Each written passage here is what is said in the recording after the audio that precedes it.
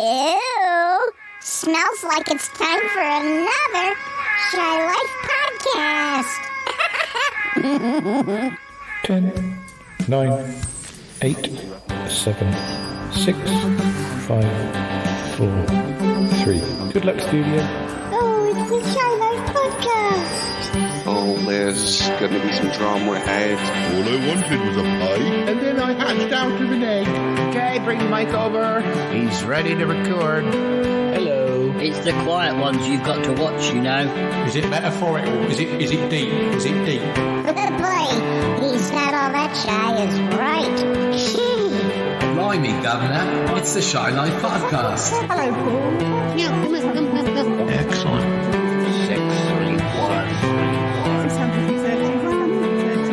631.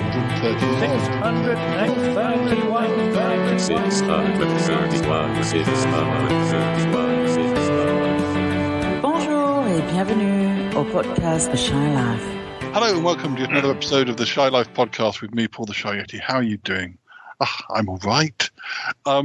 So what's going to happen this episode? Well, I'm having to juggle the schedules today because originally I was going to be recording with Toppie, but I don't know what's happened because I think Ick got delayed and didn't show up. I don't know if that was a deliberate thing, probably. He's probably taken Toppie out for a nice lunch or something, just so he could be late. But don't worry, I was originally going to be recording two separate episodes, and now we've still got the second one. Warren's going to be showing up. There's a whole lot of things going on. I mean, Ick may or may not be causing trouble, but we the other day, Yeti Uncle John came up with this great idea about because he's got, you know, how he's got all those all that merchandise and all that sort of thing, and we thought we might have a couple of sort of like bric-a-brac type sales, and also we're not that long off Easter, so we thought we could have like an Easter sort of bric-a-brac sale, make a bit of money, then we could sort of treat it to something really nice. We haven't got a lot of ready cash around, but we've all got loads of junk we can get rid of, and then we can surprise it with. I don't know if it'll help, but it may help. So we might be having this bric-a-brac sale, and obviously Warren said he'd help because he's good at moving things. He has shoulders and everything. And who's that? Oh, don't worry. Yeah. So what I was saying now. Where was I? Yeah. So we'll run the theme music, and then we'll come back. I'm sure Warren and I will talk about TV and everything. So anyway, let's run that theme music, and when we come back, Warren she'll be here, and yeah. Okay, run that theme music. Darling, it's the Shy Life podcast. Yes, well, it's a positive thing, Paul. The High Life, the Shy Life. You won't find a cast of characters like this everywhere. I'll go anywhere for a potato.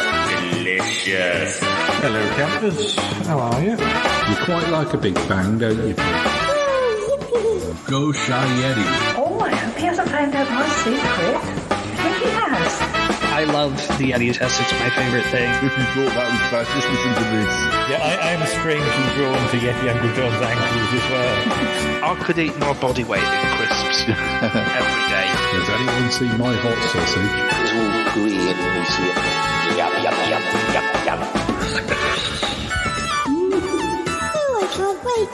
I can't wait for it to begin. It's the Shy Life podcast. I like that. Yeah. Marvellous. Marvellous, Paul. Hi there. There we go. Right. So there's lots of things to tell you.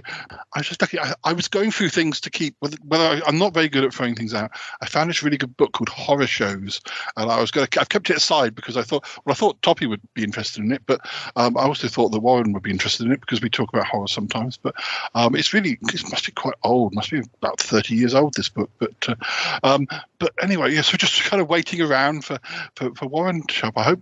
I hope he hasn't been brought here by Ick. I would have thought he would have driven here. He can drive. Well, I mean, he can walk if he had to walk, but just kind of kill time. But yes, so we're going to have this Easter fair in a little bit.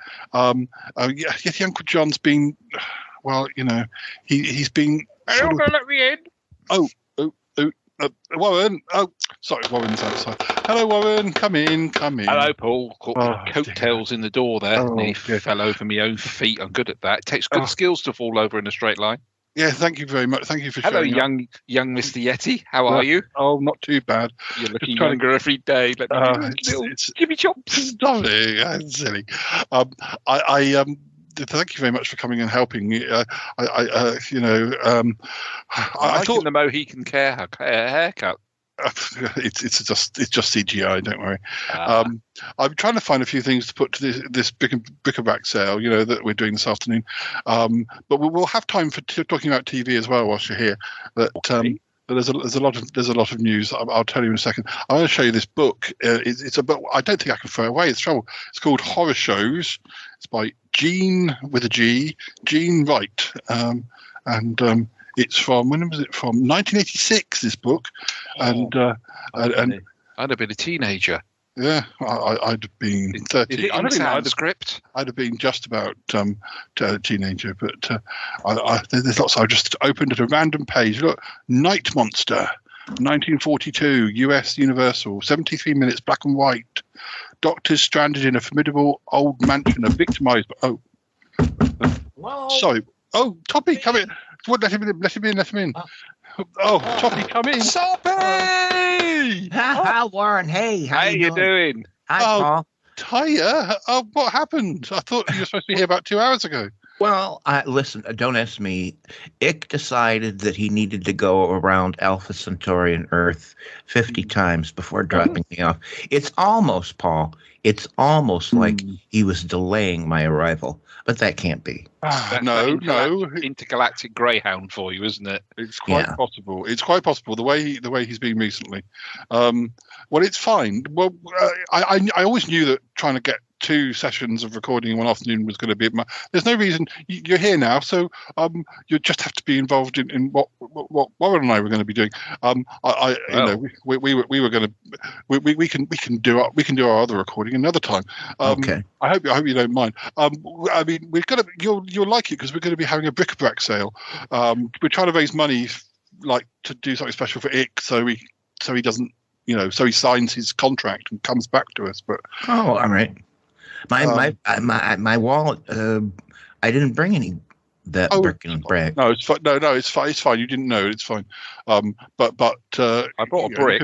But I think that came off your wall outside. Well, and I've got a few bracks, but we can you can just help out with the tea stall or people will like it. It's always good to have a celebrity at something like that. So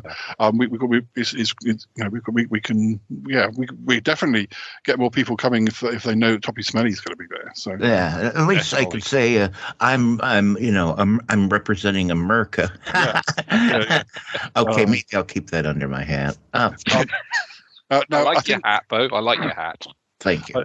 Look, I found this book called Horror Shows. It's lots of old. I was just telling Warren about Night Monster, a film from 1942. Okay. It was helmed by the director Ford Beebe, who did Flash Gordon's Trip to Mars and Buck Rogers. It had it's got Bela Lugosi in it, and I love a bit of Bela Lugosi.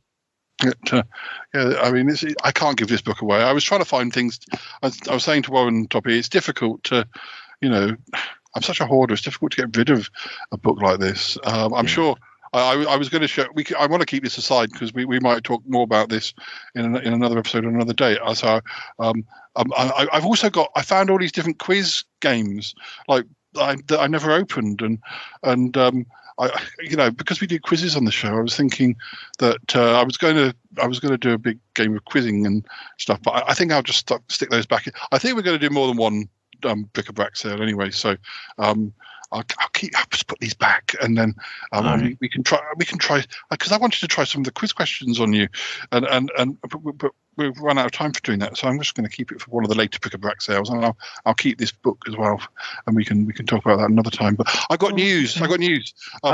Yeti Uncle John said he wanted to. He was going to pop over before we go to the bric-a-brac sale, because I think I don't remember if you've met him, Toppie, but Coconut Jim's going to be here. Remember? You probably heard about him.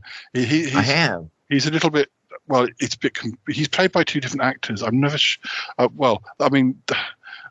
different people. I don't know how it works. I don't think Oh well. Anyway, you might meet him twice, and he'll be different. All right, Paul, would you just excuse me a minute? Warren, can I talk to you over here? Yeah, sure. Yeah. Warren. Yeah. Why is Paul so scatterbrained today? What's going on? I don't know. There's something afoot, isn't there? There's something going on. He's rearranging his deck chairs in his head, isn't he? I think so. He's very distracted or something. Yeah. He did say he was breaking a new pair of boxer shorts. It could be causing interference. Okay. All right. That's probably it. Yeah, but chafing. All right. Well, Paul, you were saying. I can hear you now.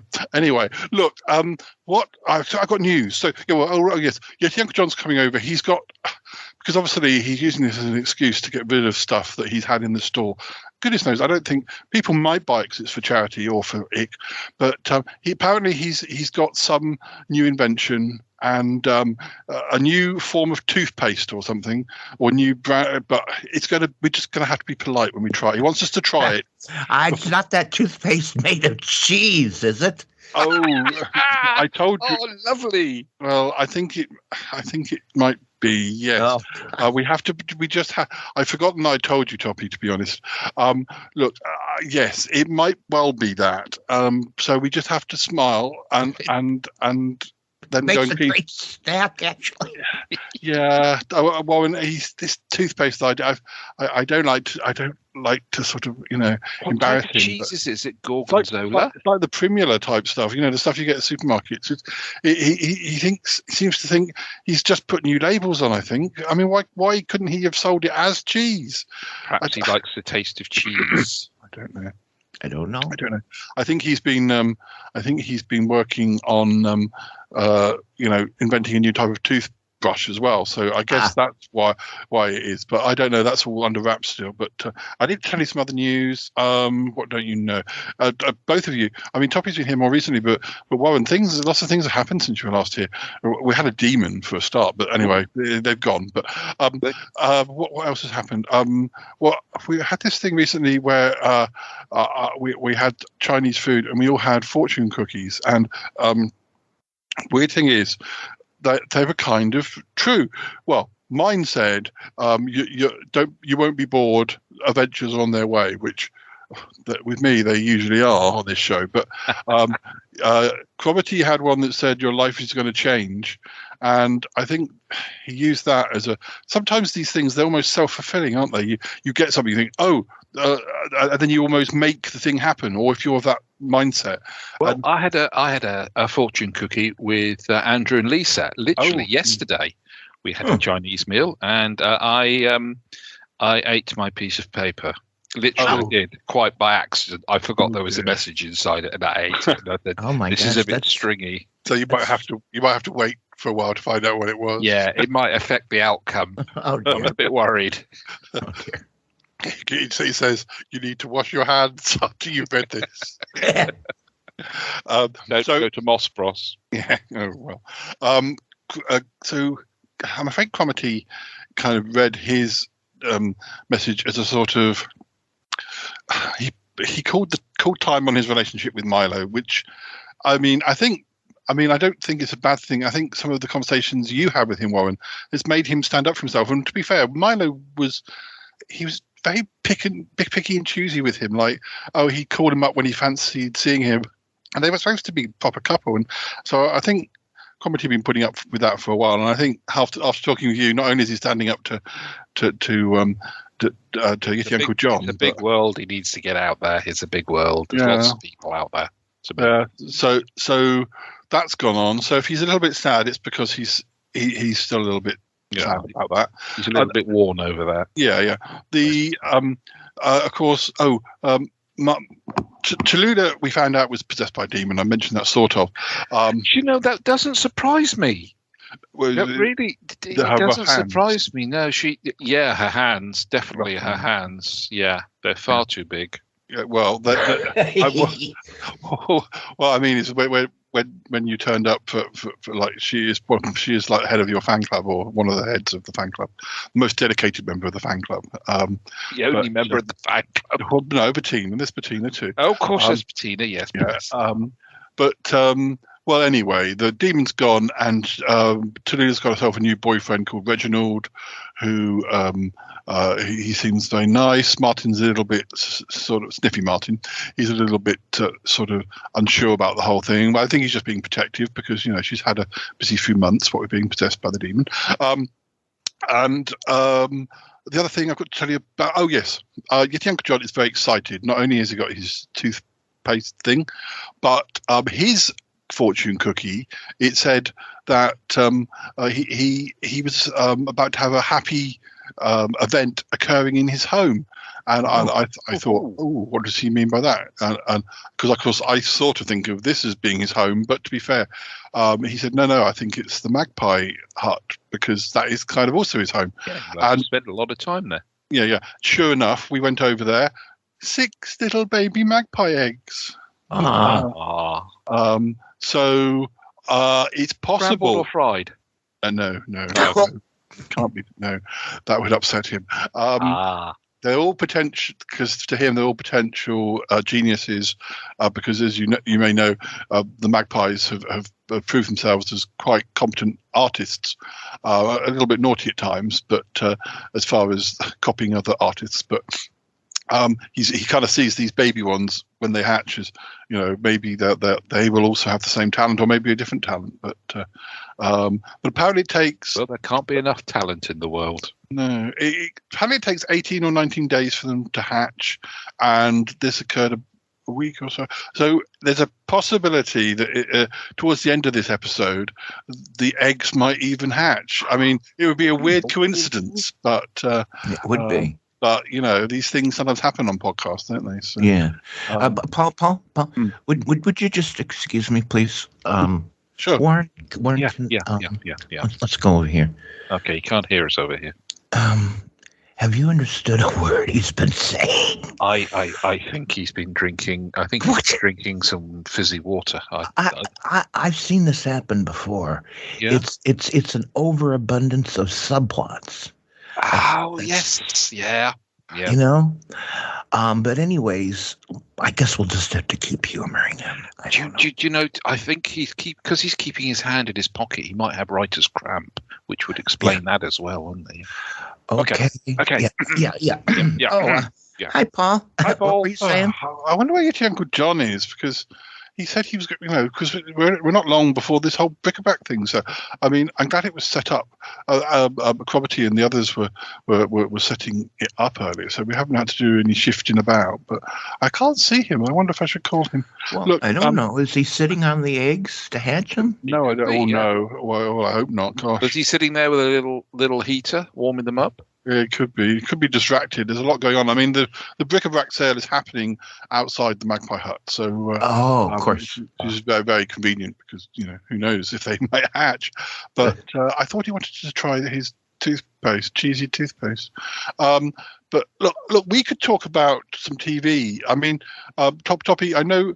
You won't necessarily know all these TV programs, although I was looking down the list and there's definitely mention of a few US shows that made their debut. So I think actually you'll be more relevant than you realise. So all right. Well, in any case, I always like learning about new UK shows, new to me. Well, of course, we haven't done them in order. We've done them randomly, but it's got to the stage where if I didn't note them down, we'd forget which years we'd done. So I've got to the stage where I used to ask Warren which year he would like, but I'm having to do the choosing myself now because only I remember. I have brain fog. Well, I would otherwise if I didn't write it down. But anyway, we're going to do 1975 to start with. We'll probably do 2 years. I was 5 years old.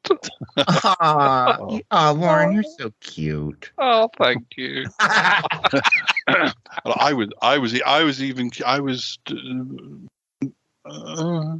was about just over a year old. So. Yeah, I had just started shaving. No, no, you hadn't. No, well, no, you really. Nearly. Well, you could have actually. I'd done my left leg. No, I think I did have an electric shaver by then. Yeah, actually, yeah. Think about it because you were about 11 or something. And I was an early bloomer, precocious young man. Yes. No. You're an early developer, were you? I think so. Well, in 1975 in Britain, the 2nd of January, the police drama The Sweeney premieres on ITV with John Thaw and Dennis Waterman. Toppie, do you remember Inspector Morse? Have you heard of Inspector Morse? Well, yeah, he would come across this barber, and he would constantly find people baked in Sweeney's pies. That's what every episode was about a different pie, right? Well, do I have that right? Yeah, right, you're spot on. It's about a pie salesman who lived in South London, in the dark areas of South London, and he was used to using the bodies of next door's. Obviously, a different episode that I've seen. Well, John Thaw also played a detective called Inspector Morse in the 80s and 90s, and maybe early. I've heard of Inspector Morse. Yeah, Dennis Waterman. He was in lots of other shows, but I don't know how many of them crossed the pond. So I'd say the best comparison would be The Streets of San Francisco, but without the beautiful backdrop. Oh, yes, a Quinn Martin production. Oh, yes. Probably like those. The Invaders. That would be a great crossover, wouldn't it? Streets of San Francisco meets The Invaders. Yeah. And then it'll turn out that Carl Malden's nose is really an alien. I've always thought his nose was alien. I've never seen anybody else with a nose like Carl's. Carl's is fantastic. Neither have I. It explains everything. Yeah. Now there were cutbacks. There were financial troubles in 1975 on the BBC. On the 6th of January, due to financial cutbacks at the BBC, BBC One scales back its weekday early afternoon programming. Consequently, apart from schools programs, adult education and live sport, the channel now shows a trade test transmission between 2 p.m. and the start of children's programs. I don't remember any adult programs in the afternoon. I don't remember. They were always after midnight, the adult programs. No, not adult programs. Oh, right. Okay. But then actually, children's TV started about 3 o'clock. So that's only all they're talking about is perhaps an hour. So it's not quite as dramatic as it sounds. You used to tune in, and there used to be these colour bars on the screen in the high-pitched squeal, and then it used to stop, and they go, "This is BBC television, and now it's time for our children's programmes." Well, it would have been simpler if they just got rid of all the sports ball shows. Yeah. Apparently, and BBC Two begins fully closing down on weekdays between 11:30 a.m. and 4 p.m. So they're doing even less. But, now, seriously, do we know why they pulled back like this? Was it a matter of funding, money, or what was it? It does say due to financial cutbacks. So, they need to sell more soap. But how early did they have? How early did they have like breakfast TV? Did they have breakfast TV in America? Don't they? Yeah. Well, they have it in America. They have it in America. Oh. We didn't get it until '83. So. Oh yeah, we had a. Oh gosh, actually, breakfast TV goes all the way back to the late '50s. The Today Show, I think, started way the hell back then, and then eventually all the networks had a morning show. We call them morning shows, but yeah, it's a mixture of news, entertainment, interviews, pretty light stuff. Because they've just celebrated the 40th anniversary of breakfast TV this last week. Do they actually come on and say, "And now some breakfast TV"? I believe so. They also made the news because one of the most famous presenters, Selena Scott, who I think went to America. I don't know what channel she worked on. She was on breakfast TV, and she had a pretty awful time of it. And she said she didn't want to sell it. It wasn't something she wanted to celebrate, and it made the news that she'd said that. So I always wondered where she went afterwards, because she was very high profile over here. Because she used to be in the news as well, didn't she? But she changed channels, didn't we? Because we only had 3 channels, 75, and but even when they had breakfast television in the early 80s, it wasn't. We had this. We had TVAM, was ITV's equivalent to the BBC's breakfast time, and that followed on about 6 months later. And I always remember their logo. Do you remember their logo, Paul? It was a giant egg. Oh, yeah. in an egg cup with a date on it. And as the years went on, there'd be this collection of egg cups at the end credits with dates on them to remind you how long it'd been going for. Huh. Now, this is definitely one that Toppie will have some opinion on. On the 25th of February 1975, BBC One began showing the American Western family drama Little House on the Prairie, starring Michael Landon. Do we know when it started? Was it? I want to say 73. Yeah, because didn't you cover it on Matinee Minutia, like the first episode or something? And I think that's it. We covered the Waltons. You might be thinking of that. Oh, right, yes. We haven't covered Little House on the Prairie. That was a great show. Michael Landon was completely in charge of that, and of course he played the lead. And he had gotten so much experience on 20 years or whatever of Bonanza that he understood by that time completely that Little House on the Prairie could tackle huge dramas. They could tackle a humor show. They could do just about anything. And he used that to his advantage because there are some really lighthearted episodes that are just cute as can be and funny. And then there are some of the most dramatic moments on television where the stakes are high, and he totally understood that, and so it was a great mix. I mean, and it's no wonder it ran for something like 11 years. Yeah, I think that a program like that is amazingly flexible because we see it over here as a very like twee family show, but there's some really meaty episodes in there, and you forget the flexibility of a show like The Waltons and Little House on the Prairie. But what I want to know is, did they all fall down that hill together, or were they pushed? They pretty much did. They pretty much did fall down that hill, and they skinned their knees, and they had to just grin and bear it. And it was the beginning of a nightmare for those children actors. Every night, having to run to the top of the hill to throw themselves off of it. And the funny thing is, Ma and Pa are up there in the carriage, and they're just smiling and laughing. Yeah. Yeah, such a shame. They're hardening them up to the real knocks of life.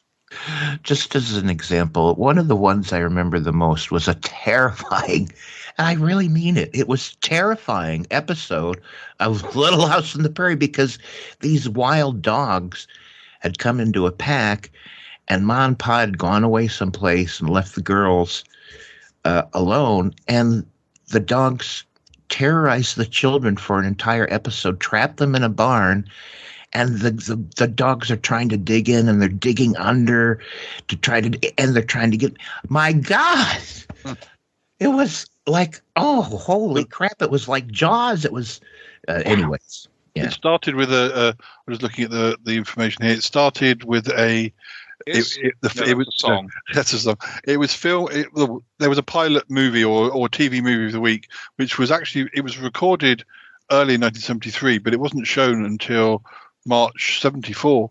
And then the full season first season started in September 74, and it ran until 83.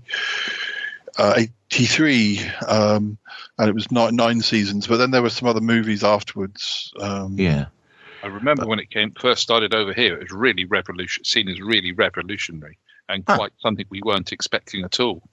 It wasn't too much of a. It didn't take too long to get over here. Then, it was probably came over here about a year after. Probably once they had once they had a full season in the can, and they were kind of maybe showing the second season, they knew, well, right, we've got one season, we can set. So I think in later years it was stuck in the post, and it didn't come by airmail, did it? It came across on the boat, I think, and it took a little while to get over here.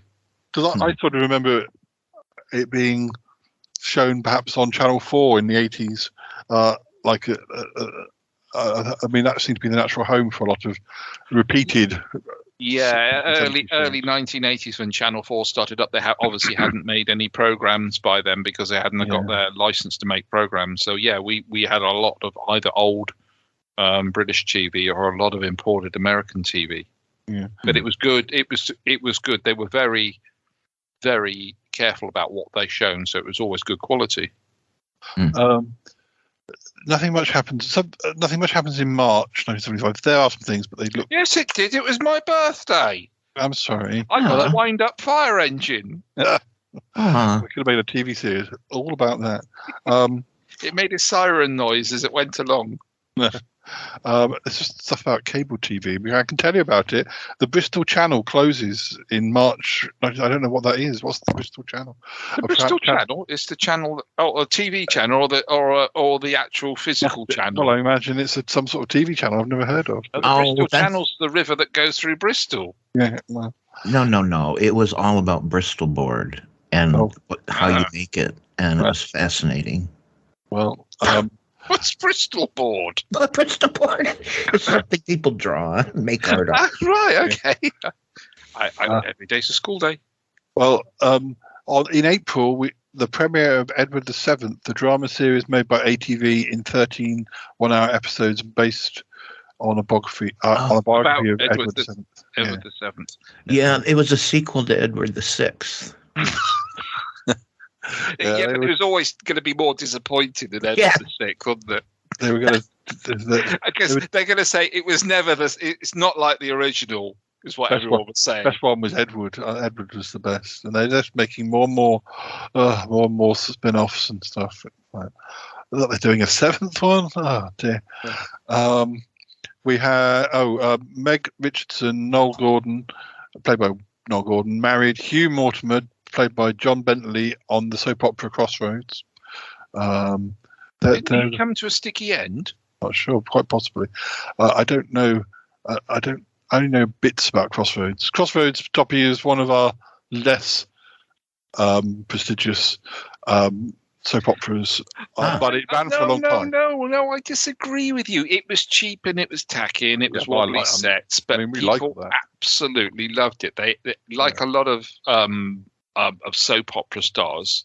The public over here just couldn't get enough of soap opera stars. They were held as almost like film stars. It was quite bizarre because they came into your house sometimes nearly every day. Mm-hmm. And stole 30 minutes of your life you would never get back. He ran for about 24 years, I think, didn't he? Question about your soaps. So our soaps would air like sometimes from noon till 4. When were your soaps prime time, or when did they air them? Most of them are prime time. If they're produced by the companies, the ones that I like. The Australian ones tend to be shown more like sort of tea time, or sometimes they get a repeat and they were around lunchtime, and then. But they're not. Crossroads was tea time, wasn't it? Because it was just before the news, and then things like our store was like Coronation Street or EastEnders would all be mainstream 7:00 prime time. But in the modern day, when they have like soap awards, it used to make me cross because like the Australian soaps wouldn't be taken as seriously as the EastEnders or the Coronation Street because they weren't shown at prime time. But if you actually watch the finished product, the Australian soaps had good locations. They looked slick. And yet ours in recent years have looked very shoddy, and they didn't cope with the pandemic very well. Australia was kind of actually known for they were some of the first TV shows to kind of cope with the pandemic, and people and like English shows were turning to them and to ask how they managed it. So how did they do over in the States, Toppie, with producing sort of regular TV programs during the pandemic?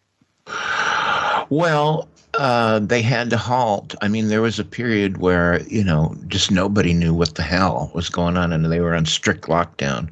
But once that strict lockdown happened, they started figuring out how to do things. In fact, a whole new industry came up, which is that a studio could hire this, I guess you'd call them consultants, and the studio depended on these consultants to come in and make their workspace safe.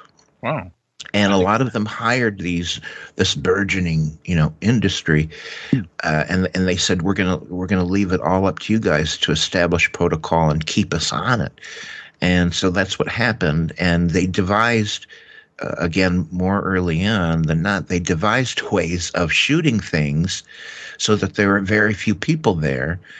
And, for example, if maybe there were 2 or 3 characters, they'd shoot it so that they were just shooting one character at a time to keep them isolated. They really went to extremes because everyone was terribly worried. Like, this is it. This is going to break us. We can't put these shows on the air. We can't sell our soap, and we can't make money. And then, like everywhere, restrictions just sort of went bye-bye, and I think they're still following them. I bet you anything the protocol is still, we're going to mask up and things like that. But it's become easier. But that first 6 months, boy, they were, bam, shut down. Wow. Over here, you could tell it was filmed in lockdown conditions because there'd be a street scene and somebody would be inside the house and somebody would be shouting through the window. Yeah. Or they'd meet on the street and you could almost see them getting out their ruler to see how far they were, make sure they were 2 meters away. Whereas the Australian ones, you were like, well, the trouble is, some of them drank lots of beer and didn't care. Nobody goes away. Well, a couple of times, like in cafes, like because they have like sets that are cafe or restaurant, they just put more foliage to hide the fact, so you couldn't see that it wasn't as full as it had been. Where you could see, you used to be able to see people in the background, and they just made it a bit more sort of disguise the fact that there wasn't that many people on set. But there are because sometimes, particularly Home and Away, is a few months behind when we get, and you'd be thinking, are we actually in pandemic recorded episodes yet? I think a lot of it is because a lot of it is filmed outside on the beach. I guess they just maybe they had people stay locally, and so they were. I don't know. They just managed it a lot more sort of seamlessly.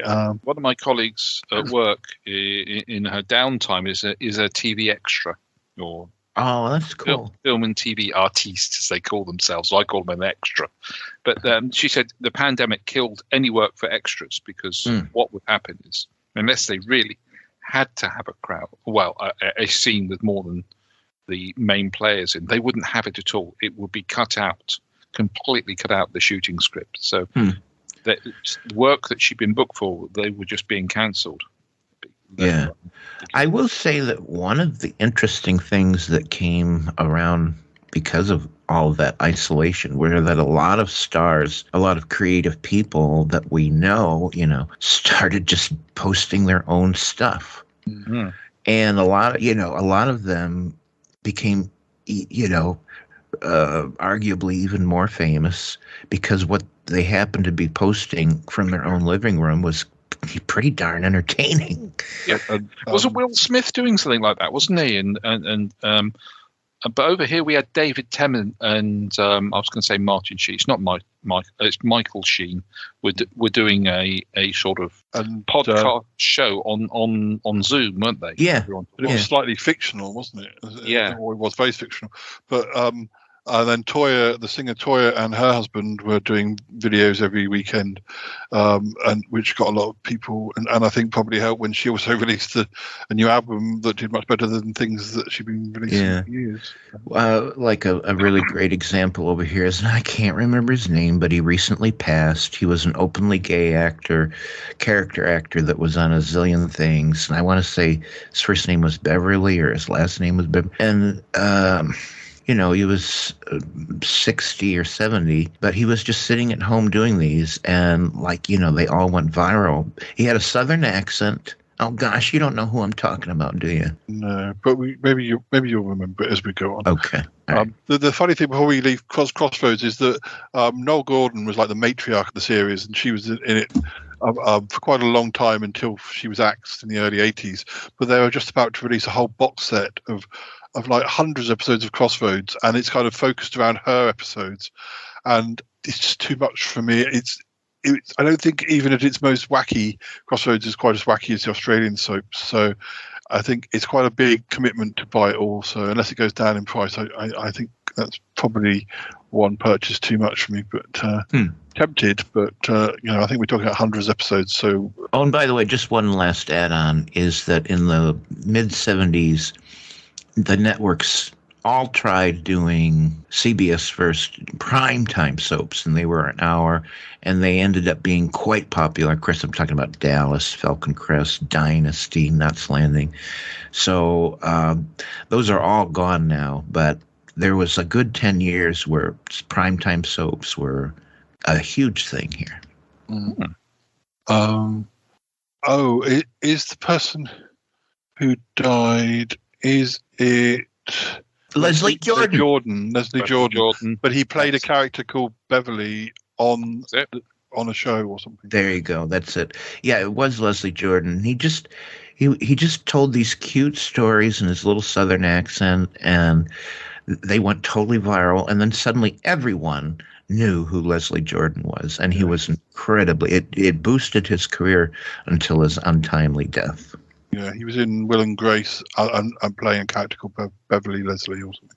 Where was there? Yes. We have there's a show called The Good Life, a sitcom, which I think was called something else in America, with Richard Briers and Felicity Kendall. That started in April 1975. It was very popular for, what was it called? I'm having a look. It was one of the ones that's kind of, I'm sure. I went and visited the house. Oh, yeah. About 20 years ago where they filmed it. And I spoke to the people who owned the house because they were in their garden. I'm sure our fellow... They were sick and tired of people coming round, knocking on people's doors, asking, is this the house that was in The Good Life? Yeah. So they put a sign up, they put a little plaque, on their gate saying, this is the house they filmed The Good Life at. Don't knock at the door. Please don't ask about it. And they pointed me towards this plaque, and I said, I'm so sorry. She said, it's fine. She said, I like it. My husband's really grumpy. He won't tell anyone. He won't talk to anyone. I'm sure Matt from Chubb's Gone Wild, he's a big fan of our sort of sitcoms. I'm sure he'll know. It was called Good Neighbors in America. But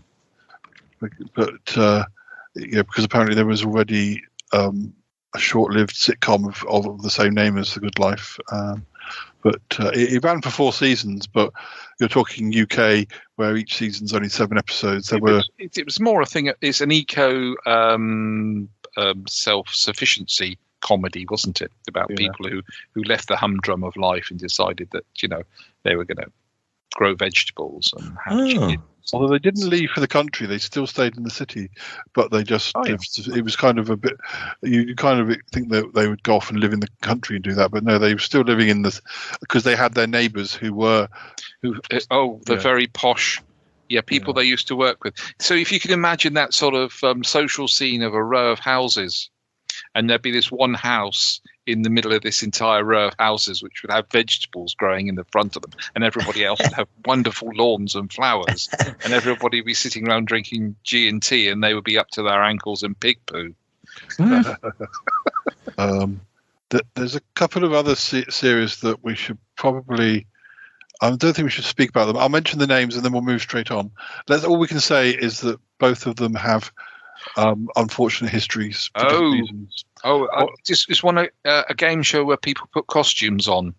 No, I don't know. One is Jim Will Fix It, which as a program is as a program. It's a wonderful concept of you writing in as a child saying, "I would love to, I don't know, drink a milkshake or a thick shake on a roller coaster." I always remember things like that. I'd like to be on Doctor Who, which was one of the more famous ones, at least in our community. It's unfortunately the host of that ended up being a serial paedophile. Oh God, Jesus! most of the 70s children hosts went on for years. Our memories are destroyed. I'm telling you, Toppie. Most of the hosts of children's TV programs in the 70s are probably all in the same prison or dead.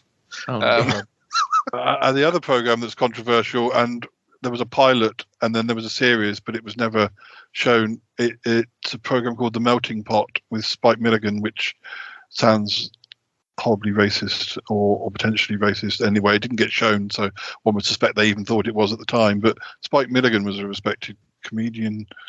But Spike Milligan went a bit weird in the 70s. He would regularly black up, wouldn't he?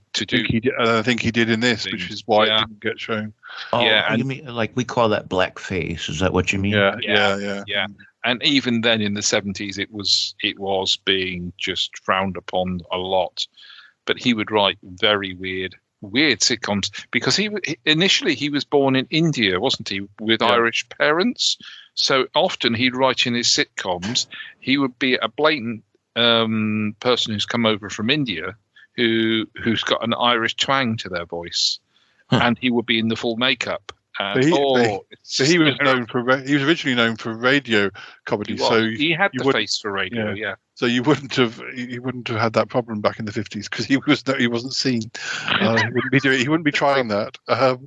But then moving on into July 1975, I'm just aware that your Uncle John might show up at any minute, so we need to get through these months. With a bird in the hand, perhaps. Well, I don't know. I think an egg up the. Oh, never mind. Anyway, with cheesy toothpaste. That's not a euphemism. In July 1975, we've got Seaside Special, which I don't really remember. It's like a summer variety show, but I know the name. But I've been watching some. Oh right, yeah. They are as bad as it's a big, what we would have said, a family variety show, and they travel around the seaside towns of Britain, and they put this big tent up like a circus tent, which is usually what it was. It ended up being a lot of circus acts, and you get sort of minor celebrities that would come along. Oh wow, that sounds great.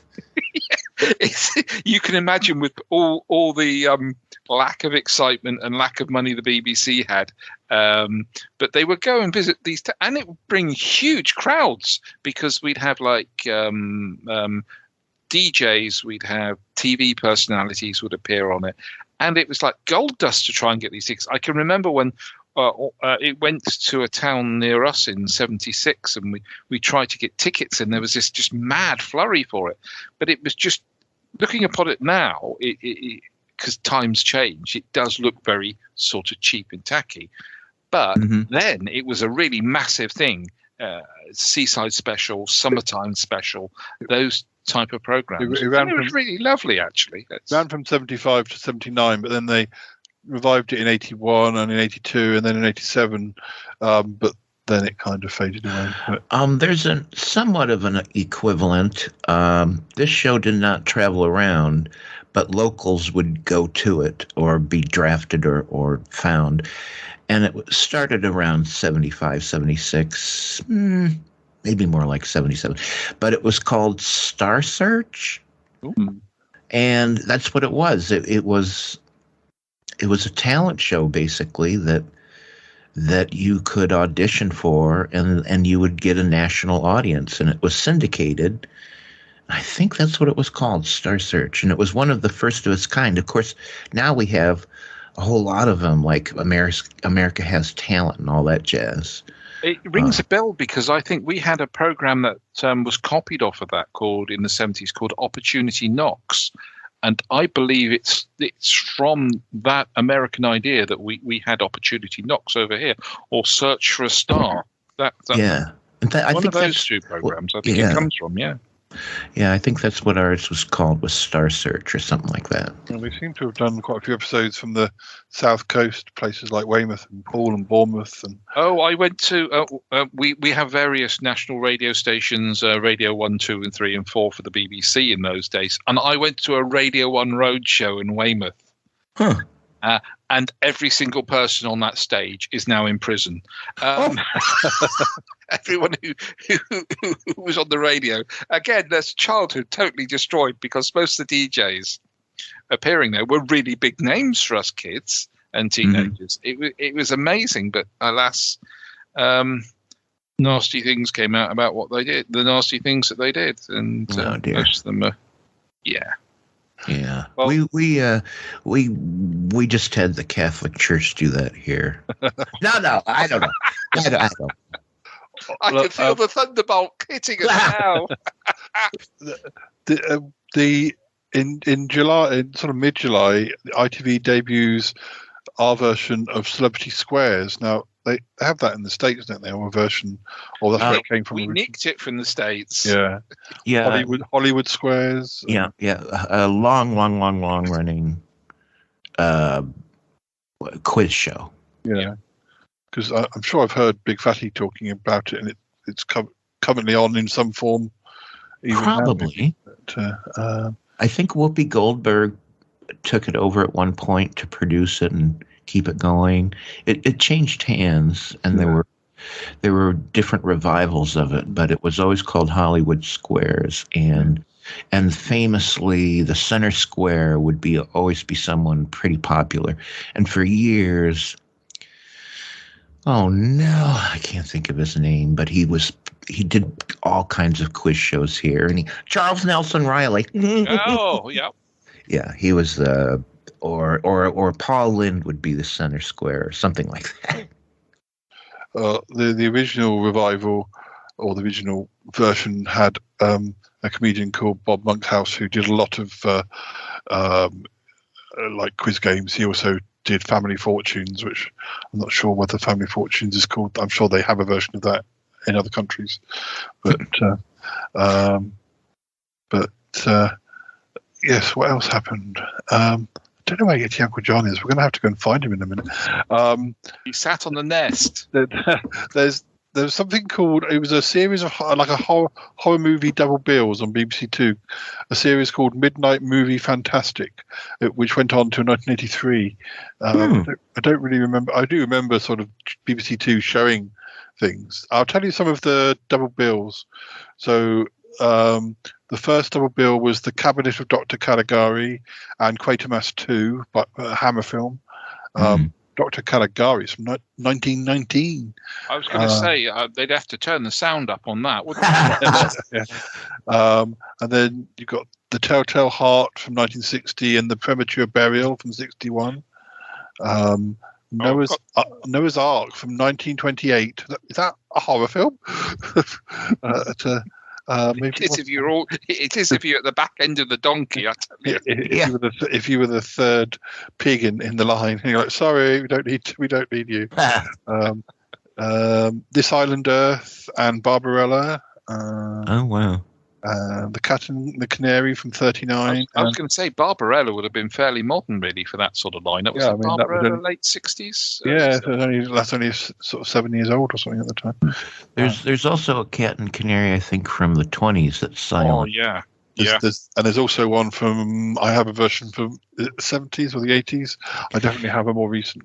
And it's so funny because that original Cat and the Canary has all the tropes that were used over and over again. For example, a woman in a haunted house or whatever, and she's scared, and she's standing, and there's a bookcase behind her, and slowly, without her knowing, the bookcase slides open, and a hand comes out to touch her shoulder, and then she walks away, and the hand withdraws, and the bookcase closes. That, I think, maybe Cat and Canary was the first time that was ever done, and ever since it's been used in everything, right up to Scooby-Doo. There's we could probably do a whole episode just on the films that they showed on. I think I should keep this for a Chatterbox episode. But yeah, that's some real classics. Bob Hope did a version as well, didn't he? Cat and Canary in 39. Yeah. In August, so we're in August 75, and the BBC One begins showing the US detective series The Rockford Files, starring James Garner, and very popular here. Yeah, and that ran for 6 years and started in 74. So, actually, I guess we're talking about they must have shown it almost as soon as the first season finished. They right, we finished now, we're sending it straight over. So we got it in August. Iconic opening title, isn't it, with the answer machine? This is Jim Rockford. I'm not here. Leave your name and message. I've got some seasons. I haven't watched many. I think also it might have been one of the first Mike Post theme songs, and he went on to write themes for so many TV shows. Yeah, Hill Street Blues and such like, isn't it? Yeah. Yeah. Wow. Yeah, he's very prolific. So a few more things. I've just had a text from Yeti Uncle John. He's going to be here in about 5 minutes. So we'll see if we can get these done. September Runaround. It's a long-running children's game show. With and they're all in jail. No, no, he's not in jail.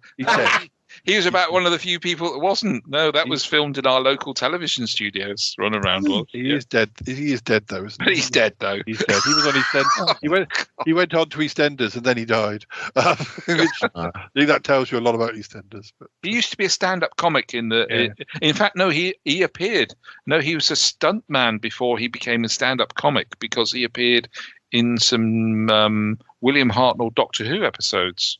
He died in 2007 and he was only 67.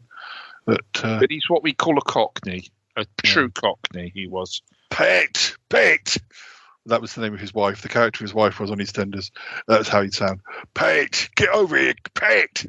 It was like he was in the room. Genuinely, it was like he was in the room there. I have to be careful because my mum's called Pat. She might think I'm shouting at her. She might start thinking, I live in a different reality. Pat. It was more strident than that, though. Pate! In September, ITV begins showing the supernatural children's anthology series Shadows. That's quite good. That's quite a good show. I've got all that on DVD. I didn't remember it at the time, but it's a nice little sort of tales of the unexpected. Well, but for kids, but quite back when they didn't patronise kids, and it's probably pretty scary for its. We had a long-running one that came in the 80s, I think, maybe 90s, but it was called Goosebumps. It was spooky stories for children. Yeah. I think I have heard of that. Later in September, well, not much later, about a day later, Space 1999 started being shown. Martin Landau. I don't know how much later, but, I don't know, 78. Maybe 77. We did. They did syndicate Space 1999 over here. Yeah, I know it was. I think it was a bit sort of fragmented in the UK as to what regions shown it. I'm sure Nick said before now that he was mentioned on things like in magazines and comics that he read, but that they weren't showing it in his area. But No, I was going to say we used to get ours on Saturday morning. It was that sort of replacement for going to the movies as kids. Yeah, and of course it was done with those incredibly fabulous miniature model work that just looked so great way before CGI. And I think it was done by the same people that, were doing all those puppet shows with miniatures. Some of the models was done by the James Bond chap, Derek Meddings. Mm-hmm. But yeah, the things like the Eagle's spacecraft are practically built. They look as though they could be used, and it wasn't too much of a flight of fancy. Yeah, and it looked great. It looks great to this day. Yeah.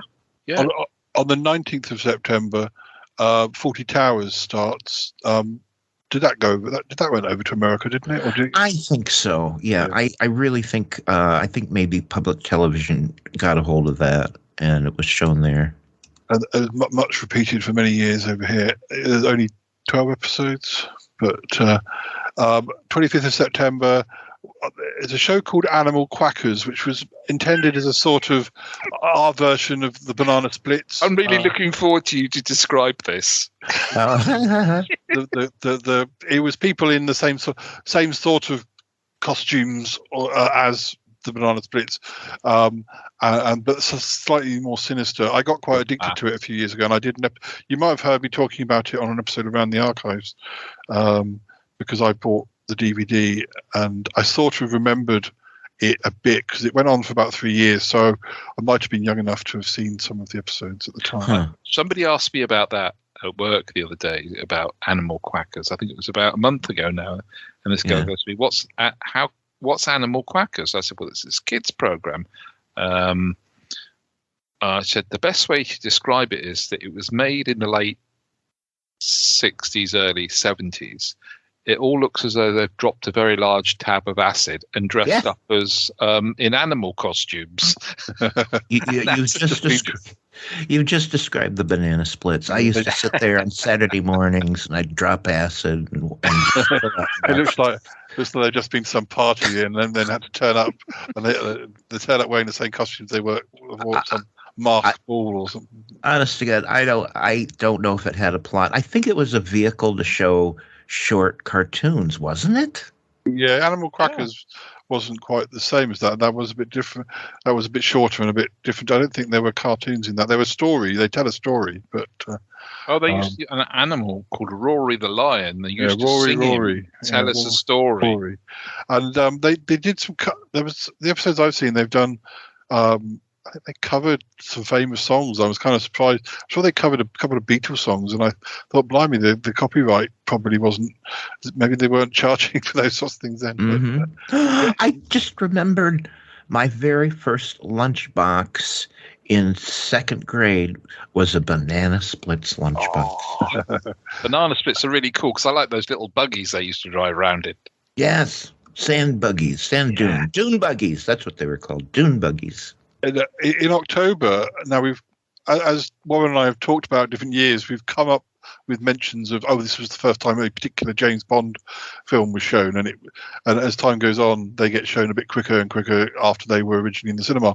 Well, 28th of October 1975, ITV shows a James Bond film on British TV for the first time. So we're talking about Dr. No, which by that point was a good 10 years. 13 years. Only 62 as Dr. No. Yeah, that's what I thought, yeah. So it's quite a long time.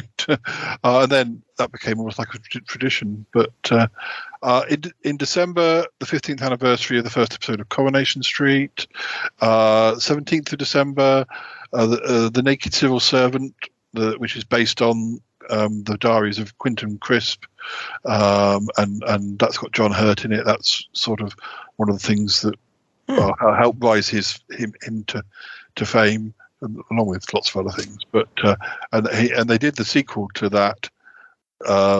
What was it? Were they not shy about gay themes, or did they avoid that? No, you can't really with Quentin Crisp. He was very outspoken. He was, and the sequel is called An Englishman in New York, because I think that song by Sting was kind of about inspired by him, and they actually called the sequel show Englishman in New York, and it's sort of the later part of his life. So, and John Hurt was still alive then to play that, be in that half as well. Well, Europe, the UK, you guys were always ahead of us in terms of dealing with something like homosexuality. I mean, my God, networks here couldn't touch that stuff until 75, 76. And even then it was, very cursory. Just a couple more. I almost hear Yachenko John's footsteps. I'm afraid I think we've been so involved in 1975 that we won't going to get 2 years in this year, I think. But that's nice because we've had Toppie's extra comment, whereas when it's just Warren and I, we haven't got the American perspective. So it's been good to have an extra person. So we've taken a bit longer for 75 than usual. We've got the final episode of Till Death Us Do Part in 17th of December. That was a show that had run since the 60s. I think we stole it and made it all in the family. We did, yeah. And also it's one of those shows that the main character was supposed to be very bigoted and dreadful, and he was supposed to be a parody of those sorts of people, but unfortunately a lot of people at the time thought it was real. Yeah, thought it was real and agreed with the nasty person, and the actor who played him was not like that at all. And so some of those shows that are like that, they only really work if the people have got intelligence, and even like in the 90s or whenever it was, they did Ali G. I don't think a lot of people thought that he was supposed to be ridiculed, and kids would sort of think, oh, he's really cool. And it was only when they did the movie that it was made more clear that no, this was supposed to be a parody. This was supposed to be taking the mickey out of people, sort of that silly sort of. That's how good a parody is, isn't it? If you can't distinguish between reality being lampooned in life, that you're saying that's a really good piece of work, or your audience is just completely stupid. Over here, probably the audience is completely stupid. Oh. Yeah, you can put America in that category too. That did happen with Carol O'Connor, who played Archie Bunker in All in the Family. To a certain extent, there were definitely people that were, saying, "Yeah, right on, Archie," and completely oblivious to people in the audience laughing their asses off about the absurdity of and that went over their head. They just took it like, yeah, Archie's really bigoted. Isn't that great? But that did happen. It was filmed in front of a live audience, and I think they dispersed a lot of that because they had the audience reaction, which was laughter. And I think that helped some people understand, oh, this is, supposed to be funny. The weird thing is, one of the last couple of things we have here is a kids' TV program started on the 23rd of December. It's just a strange time. You think you'd just wait and start it in January, wouldn't you? But a show called Bod, which was an animated show, and it's one of those ones that there's only like 13 episodes of, but they just got repeated round and around because. And it was Bod, B-O-D? B-O-D, yeah. There were all these characters. Bod was genderless. Bod was genderless. And it was quite interesting. They had quite a collection of characters that went with Bod. And one of the younger members of work, because I was whistling the Bod theme tune, my sergeant went, Bod. And somebody went, who the heck's Bod? And he said, this is a kids' program during the 70s and 80s. And they went, no, I'm too young. I was born, 20 years ago. And they're like, what's the best way to describe Bod? And I said, Bod is genderless, hairless. Oh. So you couldn't define them from gender. And it was supposed to encompass, I was being big and clever, and said it's supposed to encompass the whole of the audience. So everybody can identify with Bod as being them. Because there's nothing definable about Bod. So they would be like a round head and a triangular body and arms and legs. This was animated? And this was, it was basic, very basic animation, and it was very popular because it had a very cheerful, upbeat theme tune, I think, and you could whistle it. And if you could whistle a theme tune, then it's always going to be popular. But each character had his own little theme tune. So the only one I can remember off the top of my head is this one. You'll have to tell me which this one is, Warren. It was bom bom bom bom bom bom. Was that the piece? That was PC Copper? Yes, the policeman. But you had is it Aunt Flo? Aunt Flo, yeah. And she had sort of a saxophone. And then you had the postal worker. Yeah. Farmer Barleymow, who never got off his tractor. He fell into his tractor. And there was always a segment with Alberto Frog and his amazing animal band, and you had a little story, and then it always it always ended with at the end of the story had to Alberto choosing a different flavor of milkshake, and the audience had to guess what flavor is he going to have today. It's strawberry flavor. It's human blood. Yeah, that was when it got axed. But there was, so it only really ran from December 75 to March 76, and then we saw it every week for 100 years. Yeah, it felt like it became one of those sort of iconic kids programs that would always sit in the back of your head, and everybody would go. As soon as you said Bod, everybody would whistle the theme tune. Hello, everybody, it's me, Yeti Uncle John. Yeti Uncle John, just stand in the corner. We've got one more fact to do. Oh, hi, Yeti Uncle John. Hi. Oh, Toppie Smelly's here. Hello, Hi there. hello, Warren and Toppie Smelly. Go on then, Paul. Yeah, well, the last thing for 1975, as part of the Christmas Day highlights, BBC One screens, and this talking about like it being 13 years since Dr. No was at the cinemas. Well, this is quite. I'm surprised it took this long. The BBC screens the UK television premiere of the 1939 MGM fantasy musical The Wizard of Oz. So it took, and apparently after that it was shown almost every year until into the 90s. I've never seen the end of it. I've always fallen asleep halfway through it. Are you serious? I'm serious. I have never seen the end of The Wizard of Oz because you usually would be after it'd be in the afternoon after they had the Queen's speech. Of course, we'd have had our Christmas lunch by then, and we're all sat around watching TV. And I usually go at the same point, and that tell me which point. That's where they take. I fall asleep when they rip all the straw out of the scarecrow, I don't know the rest. Like the monkeys, yes. And at that point, I'm flat out asleep because I've had a heavy lunch. I've never seen the end. Well, no spoilers, Paul. Don't tell them. To be honest with you, it's on my shelf. I've got it. I have actually had to go and buy it. But I saw you wear your ruby slippers last time we went out for a drink, Warren. There's no place like home. No. There is no place. And I tell you what, I cannot balance too well in those slippers. No. Apparently, the world television premiere of Butch Cassidy and the Sundance Kid that Christmas Day as well. That was more recent. That was 1969. So yeah, I don't know why they waited such a long time for Dr. No, but they were only 6 years late with Butch Cassidy. But anyway, well that's been interesting. Getty Uncle John, you can talk now. Oh, thank you very much. I just wanted to tell you that we need you over at the Magpie Hut for doing stuff at the bric-a-brac doodah thing. The bric-a-brac. Right. Oh, yeah, they're doing stuff. So, are people showing up? Yeah, there's a few people. I can't stay for too long because the magpie eggs. The magpie eggs. Yes, I know they've not hatched yet. No, they have not hatched yet. But I think it could happen any day. Well, I can understand. Didn't you want us to try something?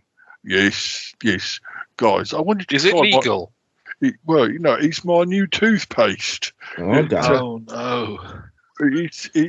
Some people say it's a little bit cheesy, but I think just you wait and see. Your teeth will sparkle like gems. Yeah. It smells like feet. It does smell like feet. I didn't like to say, but that is really vintage. What's all this whispering? Nothing. Don't worry. They Nothing. keep doing that. I don't know what's going on. Look, I'm sure it'll be fine. It's very nice. I just want you to try it. Tell me what you think. Go on, brush your teeth. Go on, do it. Do it. It is very cheesy, John. Oh dear. Yeah. Look, why can't you? It's nice. Yes. I'm putting mine on a cracker. I was going to say, look, I think you should face it, Uncle John. This would be better on a cracker, and I think you'd sell more. Oh, are you sure? I was certain it would be toothpaste. I've been inventing a new toothbrush, which isn't quite, ready for trialing yet. But okay, but it's just a spoon, Yeti, Uncle John. It's just a spoon. Oh dear! It's not dissolving either. Oh, look, perhaps I won't be able to get any sold this time, but no, I applaud your inventiveness. You're trying, and it's all good. People often say, "Oh, I'm trying," but you should have seen Edison's version of this. Lit up a whole room. It did. Yeah. It's just disappointing. Anyway, I suppose we'll have to go over to the Magpie Hut. Paul, you're going to have to play some music. We can't get over there in no Paul, time. Get your instrument out. Yep. Okay. Yes. We'll play some. We'll play some music, and when we I didn't know you could make such fine tunes with such a small instrument. We'll put some music on, and then when we come back, we'll be at the bric-a-brac sale. Is Coconut Jim there yet, Uncle John? Yes. Yeah. Actually, but both Coconut Jims are there. Well, what? That shouldn't happen. They shouldn't be in the same room at the same time, surely. Well, it's just how it happens. I asked one of them to come along, and then the other one, they got the timings wrong. I thought, anyway, you might see both of them at the same time. Just pretend they're the same person. It's fine. Okay. All right, okay. Like, play some music, and we'll be there. Looking forward to this.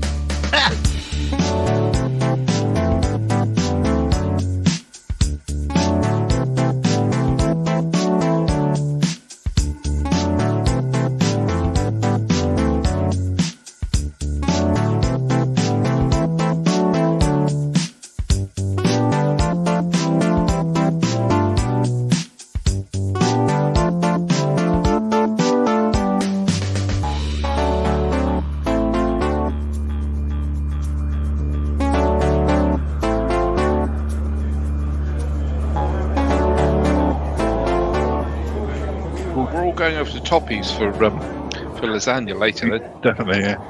I'll bring the garlic bread. Ooh, I'll bring the trifle. Oh, we shouldn't trifle about a trifle. I haven't had trifle in ages. Love trifle. Any particular trifle you like? I quite like. I mean, nothing wrong with the strawberry one, but I quite like those ones sometimes you get from Marks Spencer's where it's more berries than. Well, I mean, I know strawberry's berry, but like. What's your best bit of the trifle? I like probably the custard. Yeah, say it. Yes, the custard. Custard. It's the custard. Nobody else likes anything else. It's just an excuse to eat the custard, and there's never enough custard and the whipped cream on top. Yeah, and sometimes you even have. I even remember I used to sometimes have a scoop or two of ice cream as well. You little devil. Yeah, I was willing you to say custard because it's the only reason I eat one is because of the custard. There was something on I don't know why I don't just buy custard. Yeah, well, there was something on Twitter today was like, if you could only eat one like dessert for the rest of your life, what would you choose? And although I do like things like, and I had a really nice, we went to a pub in Alderbury, my mum's birthday. Oh, just outside Salisbury. Yeah, the Green Dragon. And I not only did I have a nice chicken leek and ham pie with veggies and chips with good gravy, but I also had a very nice crumble, and it was rhubarb and apple crumble, which is like. That's an odd mixture, actually. You either have one or the other, don't you? Yeah, and I would probably rather have rhubarb crumble over apple crumble, but it was nice to have the mix. And there was a really big portion as well. Sometimes you go to places. Well, me too, but they were quite, decent. Beggars can't be choosers. Yeah, well, but the thing is, both of those things. A few years ago, you go to a pub and they were just doing these pies where it would be like a puff pastry top, which is you can't really eat it because it's so puffed up. You have to sort of smash it down till it's crumbs, and then really basically it's just a casserole with a puff pastry top. Yeah, and they hardly put anything in it as well. Yeah, and there's no base because it's in a little dish, so that's not a pie. That's. I'm very hungry now. We're all coming round to your place for this. But yeah, we were just talking about the meal I had when we went out for my mum's birthday, and the thing about apple crumble or those sorts of things. A few years ago, you go to a pub and they wouldn't cook it as because there's usually like a crumble topping and it's all cooked together and the juices all mix into it and the crumble top goes all nice and brown and then sometimes you were finding though in pubs a few years ago they just basically cooked some stewed fruit and then perhaps do like a crumble, like almost like sprinkle some crumble topping which wasn't cooked or browned or anything, and it was just a very cheap way of doing a crumble, but it wasn't the real thing. And I think perhaps some of those, the same with the pies and the puff pastry, I think people have probably said, yeah, if I have a pie, I want a proper pie with a proper casing, and if I have a crumble, I want it to be all cooked as one thing. And we seem to have got through the horrible stage of the people trying to do it on the cheap and not and it not being very good because people kind of go, yeah, it's not what I thought I was. If you're going to pay that much, you don't want to pay that.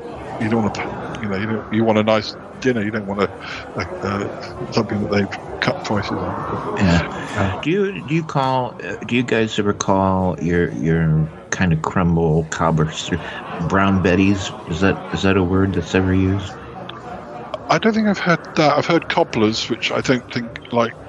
That's more of a northern term, I think, cobblers, isn't it? Yeah, but that's usually more of a biscuit. It's more cobblers are more of a biscuit. Oh, is it? Not a crumble.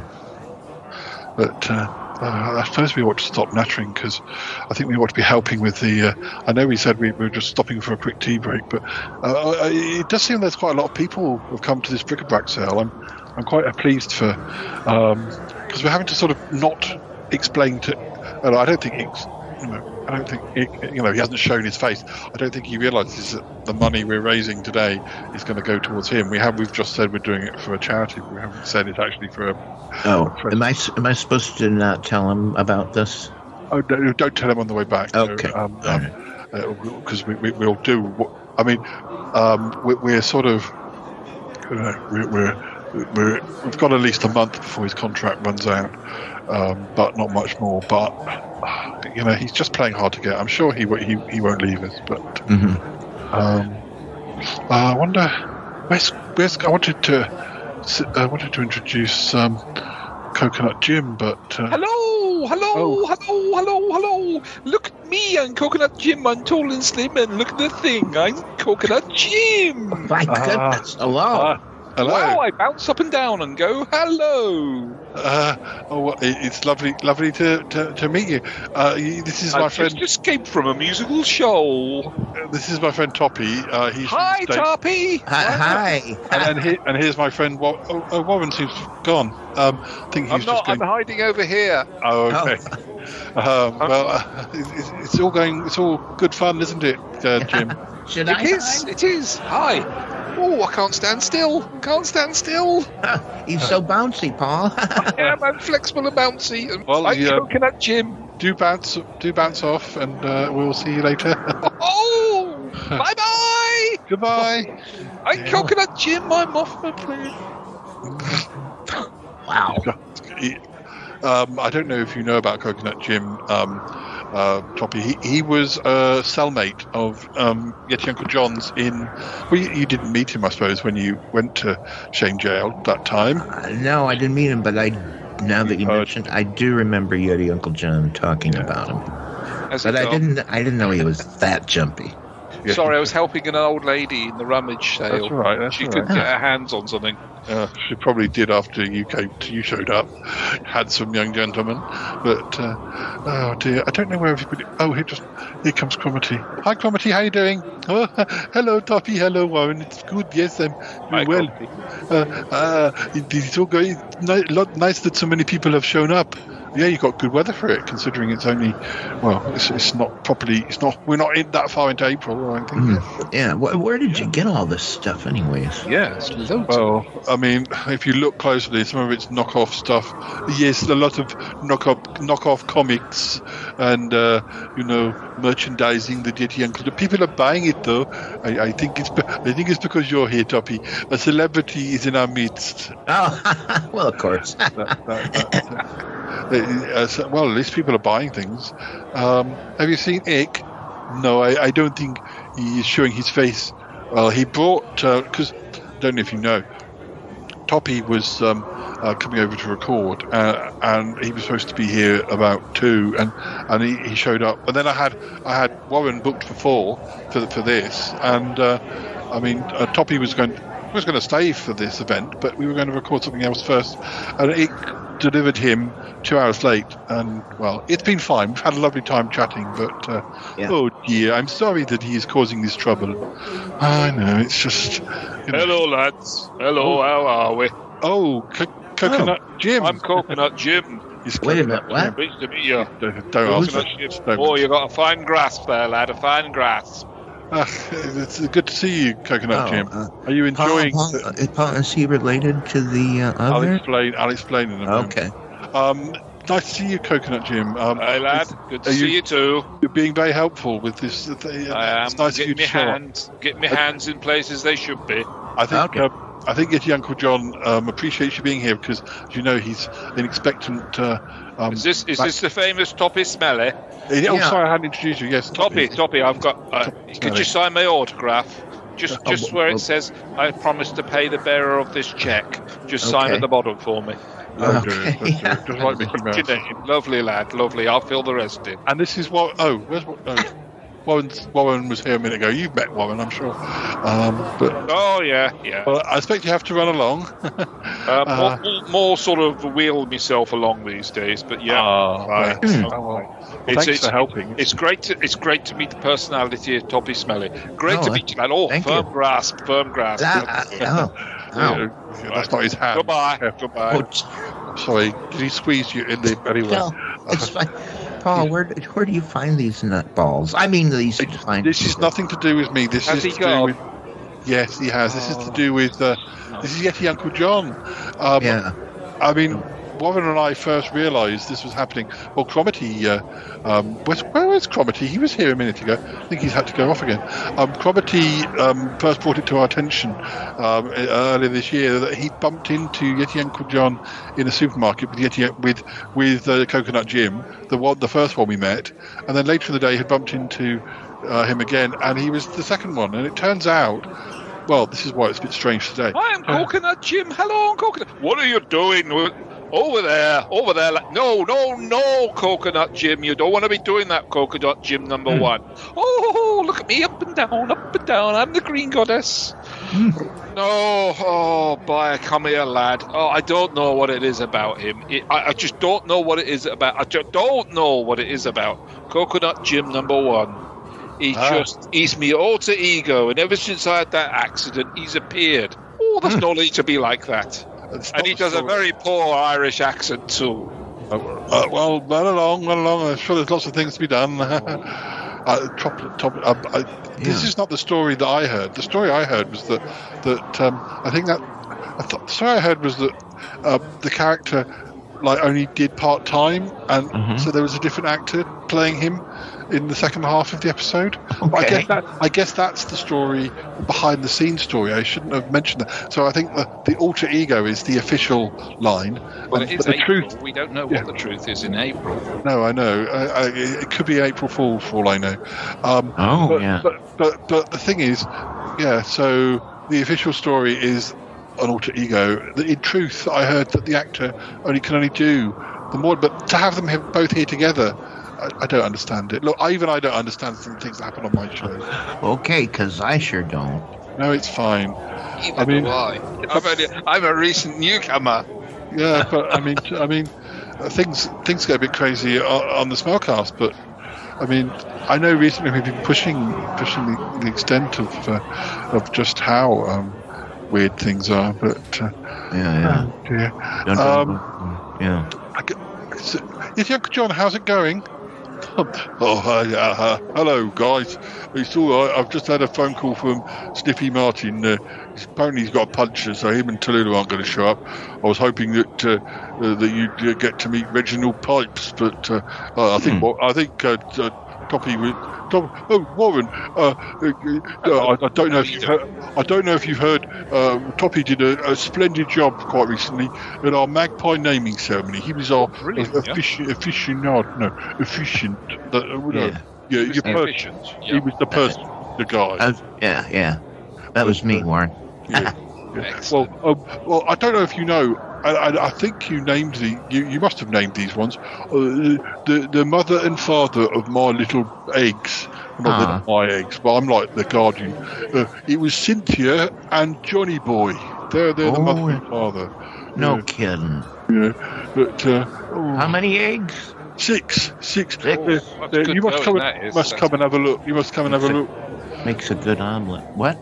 What? No, Warren's already done that joke. You can't. I'm sorry. I can't hear any jokes about eating eggs. We could put some of the toothpaste in the middle of the omelette. Stop that now. Look, listeners, I think we're going to have to go soon because we've been talking all about TV and there's this whole business here going on and the bric-a-brac. And bric-a-brac and omelettes. And Ick will be wanting to take Toppie home at some point, but but you've got to come and see the eggs before you go. Yeah, I got to see the eggs. Okay. We've got to see the eggs. Well, we can run the theme music. We can run the end theme music, and we always have those bits after the theme music. Yeah. So we'll meet the eggs in one of them. That sounds like a perfect. One of the many endings. Yeah.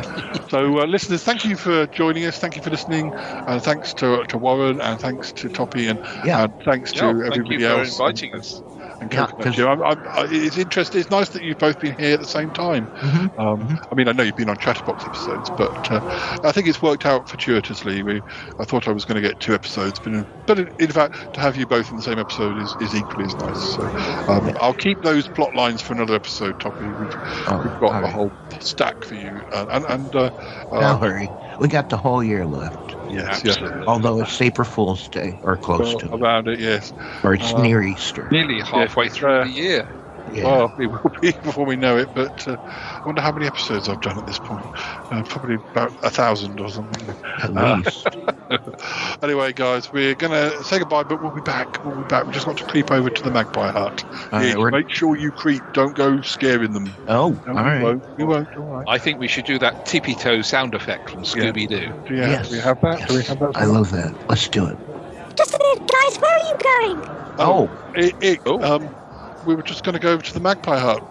Well, I have an appointment. I need to take Toppie's Mary home. Are you sure, Ick? I was going to see the eggs, but I guess if you got it, well. No, it's fine. No, you can go and see them, but then go back to the spaceship, and we'll have to go in about 10 minutes. 10 minutes. Well, that would be fine. Yeah, that's enough time to see the eggs. Okay. All right then. What is this thing? It's just a charity. I told you. I'm sure. Just a charity fundraiser. Oh, maybe I'll buy some scones or something. Oh well, scones. Yeah. Scones. Yes. All right. Good to see you, Warren. Just give me 10 minutes. Yes, I'll see you back at the station. Okay. Oh dear. Japers. It's a bit strung out there. Yeah. Well, we've got time to. We'll head for the Magpie Hut. In the time that we're doing that, we've still got the last bit of the show, and there's always the possibility of another weenier, smaller bit, even after that. So we've got plenty of time to do a little bit more. It's the last. Most people do one curtain call at the end. No, we have encores and. Not here, Warren. They get a large portion of us. Yeah. Let's keep tiptoeing over, and I can hear the theme music coming. So let's tiptoe over. Quick run before it reaches us. Over to the Magpie Hut. Back in a minute, listeners.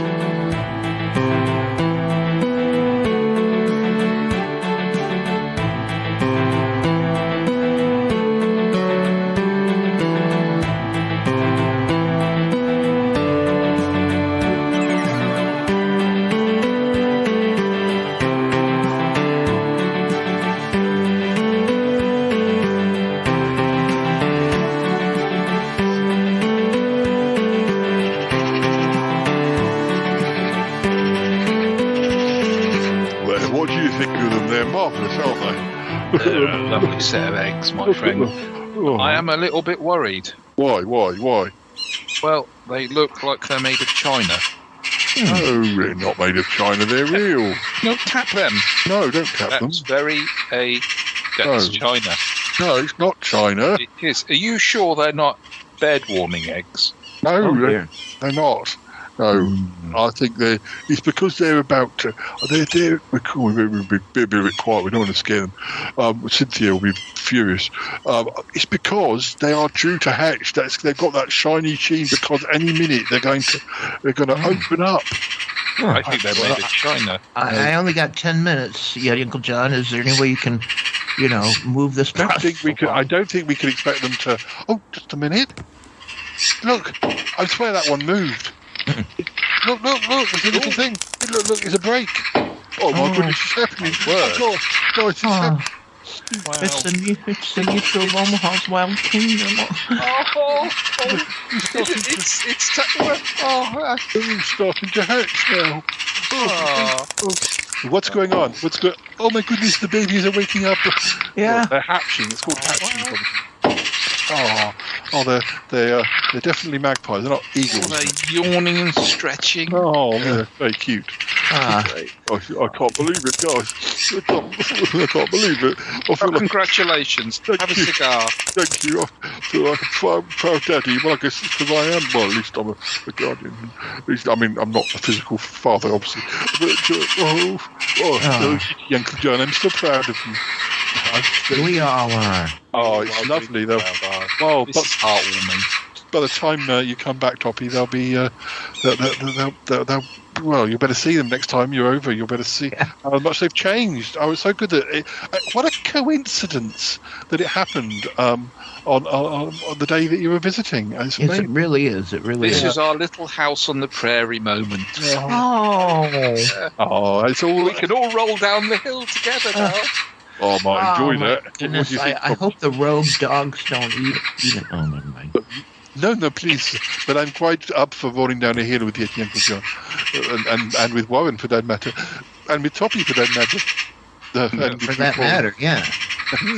Yeah, right. Well, we're just going to admire these little chicks as it's happening in front of us. I'm sorry you can't see it, but that's just how it goes. They're noisy, aren't they? Yeah. Mm-hmm. But it's an amazing nature. They're terribly ugly, aren't they? Do they ever get fluffy? They're beautiful. I love them. Oh yeah, beautiful. That's what I meant. Yeah, Toppie, you'll have to help. They've been put through a car wash, don't they? Toppie, you'll have to help name them. You'll have to come back next time and name these ones. Oh, all right, okay. You see if a fox doesn't get them. Probably. I can't believe you said that. Well, to make sure a fox doesn't get them. Oh dear. I think it's about time we'll just. Is it nature? That's enough. That's enough. Oh dear.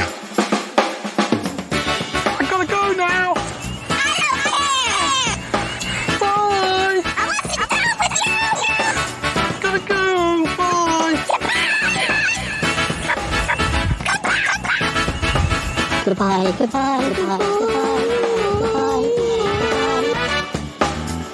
It's been good, but yeah, definitely time to come home now. Wow. Really? No kidding. Goodbye. Yes, goodbye.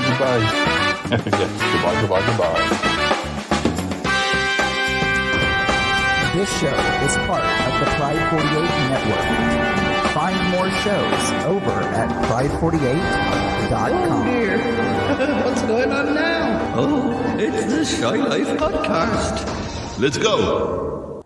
I have a voice. I have a voice. You have a voice. You have a voice. We have a voice. We have a voice. Unique voices in podcasting. UnivazPods.net. Oh, Warren, I expect you're going to have to go soon, but it's nice that you've come with, escort. It was a pleasure meeting Toppie again. It's always a pleasure meeting Toppie. Yeah. Toppie, you're here, Warren. Yeah, I suppose you better get on that ship, though, because... Ick is awfully... I got my hanky out to wave Toppie goodbye. goodbye. Wave you off. Oh, good. I'll look for that. What colour hanky? Anyway, it's got. Oh no, don't want that one. No, that one's stuck together. I'll have the polka dot one. I'll wait for the polka dot. That sounds I never good. remember what that means, but anyway. Oh, catch me, Ick! I'm coming. Okay, he's really getting impatient. Come on, hurry up. Okay. He's coming. We're just saying goodbye. Okay. But bye, Paul. Thanks for having me. Thanks, Warren, good to see you again. And you, take care. Safe journey. Great to see you. As always. Bye, Toppie. Okay, I'm coming. Dear. I do sometimes think maybe he needs a break from the show. Not Toppie, but maybe Ig needs a break from the show because he's getting a bit demanding, isn't he? He is, doesn't I just don't understand it. But, anyway, well, there they go. That's fast. He's taking the fast take on, isn't he? Yeah, I don't know where he's off to. I don't think he's got any. I don't necessarily believe that he's even got other business. Well, hey guys, it left without me. He was such a hurry. What? Call him back, would you? Call him back. God Almighty! I'll just call him. He's not picking up. Toppie, you might just have to stay here. No, we might just have to stay here and do some more recording. Do you have to get back? This is a disaster. No, it's fine. All right, we'll sort something out. Yeah, play there. Oh dear. Sorry, listeners, we've got to sort this out. So more next time. I'm terribly sorry about this topic. It's all right. We'll improvise. We'll fix it in post.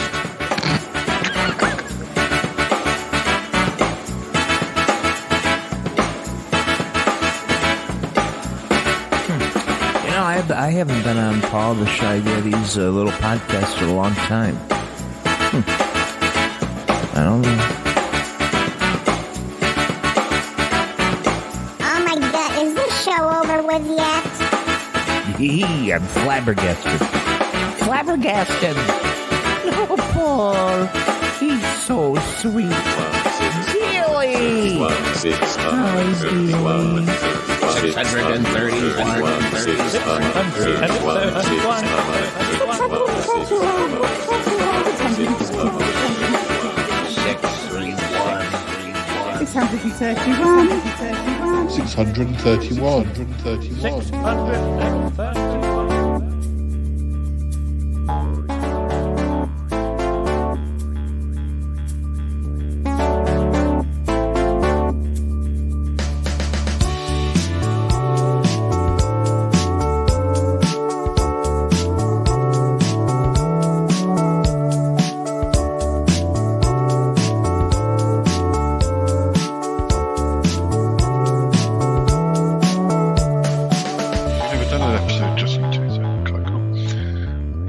I'm scared. There's no pressure. I'm terrified at doing these. No, you're not. I am. I'm genuinely terrified at doing these. It's easy to do a podcast. This is more difficult. This is theatre. Exactly. I've never been an actor, so I'm not. Well, I have all my life, but I've never been an actor. Toppie just dropped out. And you're both professionals.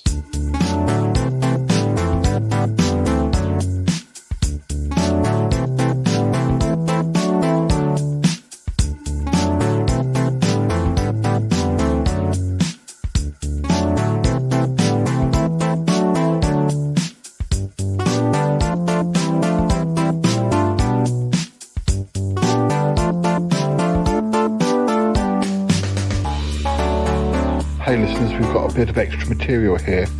We've got an extra scene, but I need to kind of explain about it.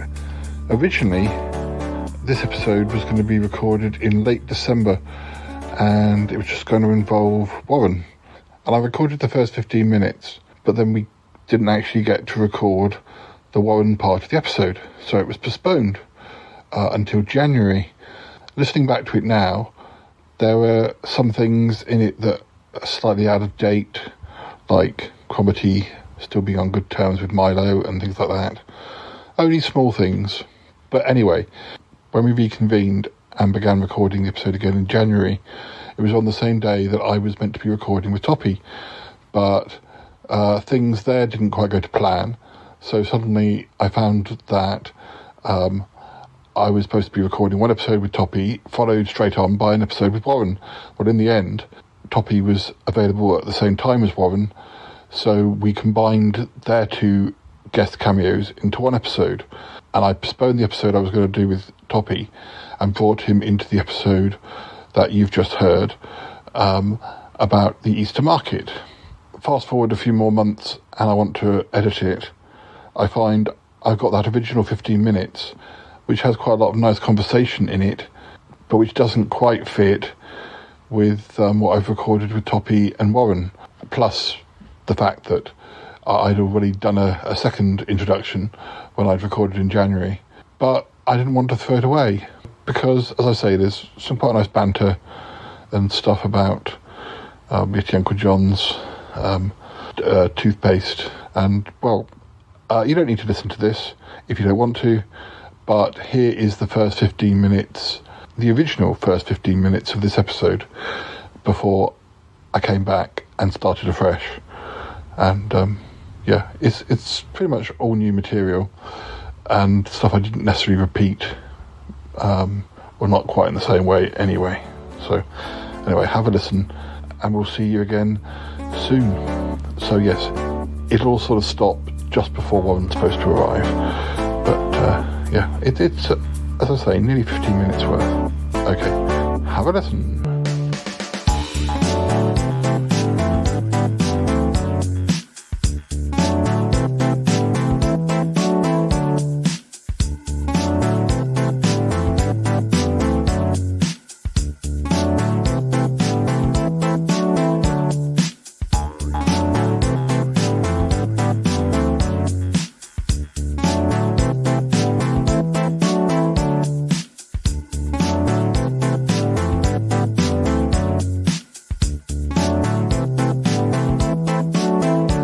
Hello and welcome to yet another episode of the Shy Life Podcast with Paul the Shy Yeti. How you doing? I'm alright. Yes, so what's this episode about? Well, it's about Yeti Uncle John. Oh dear. It seems to be something I say quite a lot. My voice falls. I'm wary of telling you more, but yeah. So is he be up to his old tricks? Well, kind of. But this episode isn't just about Yeti Uncle John. It's also, we've got a special guest who, I called in because, when Yeti Uncle John gets out of control, this guest is the best person to call to, bring him to line. No, it's not Toppie Smelly. Toppie seems to have the opposite effect. Toppie ends up falling in line with Yeti Uncle John, but no, our guest today, well, I'll tell you more about that after we've run the theme music. So yes, let's run that theme music. So, listeners, yes, the episode's all about Yeti Uncle John. It's about, he turned up on our doorstep the other day,